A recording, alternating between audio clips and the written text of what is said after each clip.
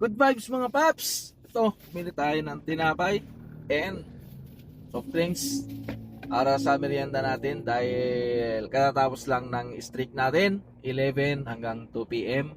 At meron na namang susunod na 3 p.m. hanggang 6 p.m. So 3 hours kasi yun yung streak natin, yun yung incentive natin, yun yan yung dinidiskartehan natin sa pag-adjust sa ating biyahe para sa ganun ay may dagdag kita tayo pagdating para makuha natin yung streak na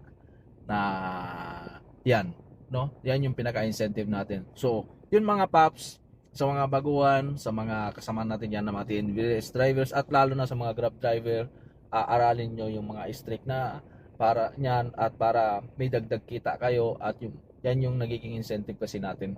So, aralin nyo lang yung mga features ng apps at kailangan nyo lang mag-adjust ng biyahe at yun nga, sasabayan nyo ng diskarte.